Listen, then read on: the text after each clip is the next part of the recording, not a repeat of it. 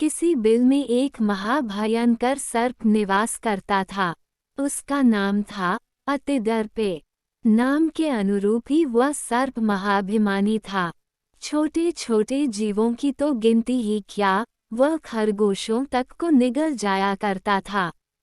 एक दिन की बात की, वह नित्य के मार्ग से बाहर न निकलकर अन्य संकरे मार्ग से निकलने लगा। पत्थरों की नोकें चुभने के कारण उसका शरीर जगह जगह से जख्मी हो गया और उन भागों से रक्त टपकने लगा। उसके बिल के समीप रहने वाली चींटियों को जब उसके रक्त की गंध मिली तो वे उसके शरीर पर चढ़ गई और घावों में घुसकर उसका रक्त चूसने लगी। सर्प ने अनेक चींटियों को मार डाला, किंतु चींटियों की संख्या बढ़ती ही गई। सर्प को उन्होंने अशक्त कर डाला। वह अधिक दिनों तक जीवित न रह सका और शीघ्र ही उसका प्राणांत हो गया। ये कथा सुनाकर स्थिरजीवी कहने लगा, इसलिए मैं कहता हूँ कि जनसमूह से विरोध मोल लेना नहीं चाहिए। बस अब हमको यही करना चाहिए कि हम छल नीति को स्वीकार करें। मैं स्वयं गुप्तचर का काम करूँगा।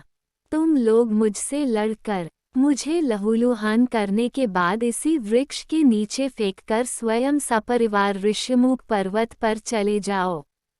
मैं तुम्हारे शत्रु उल्लुओं का विश्वासपात्र बनकर उन्हें वृक्ष पर बने अपने दुर्ग में बसा लूंगा और अवसर पाकर उन सब का नाश कर दूंगा। तब फिर तुम सब यहाँ आ जाना।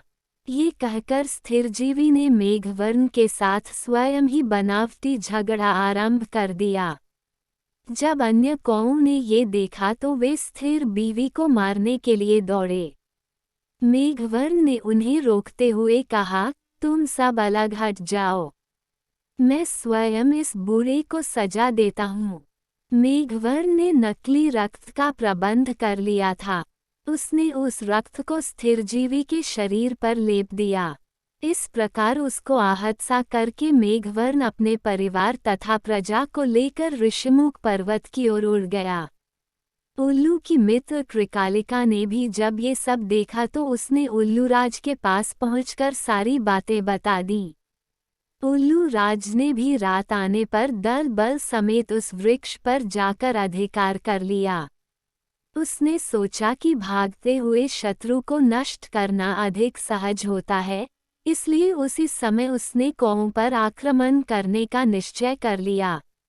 अभी वह अपनी सेना को कौओं पर आक्रमण करने का आदेश देने की सोच ही रहा था कि नीचे पड़े स्थिरजीवी ने कराहना आरंभ कर दिया।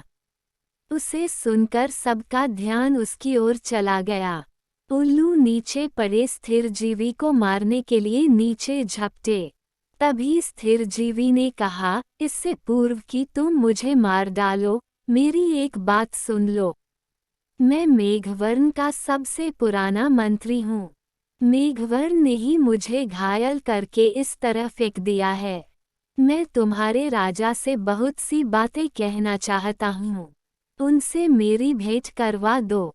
उल्लुओं ने यह बात उल्लू राज को बताई तो वह स्वयं वहां पहुंचा।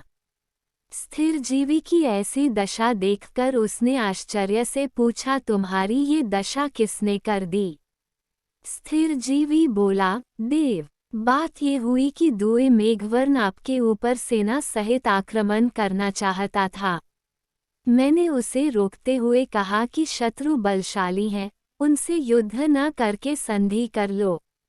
मेरी बात सुनकर मेघवर्ण ने समझा कि मैं आपका हितचिंतक हूँ, इसलिए उसने मेरी यह हालत कर दी। अब आप ही मेरे स्वामी हैं। जैसे ही मेरे घाव भर जाएंगे, मैं स्वयं आपके साथ जाकर मेघवर्ण को खोज निकालूंगा और उसका सर्वनाश करने में आपका सहायक बनूंगा।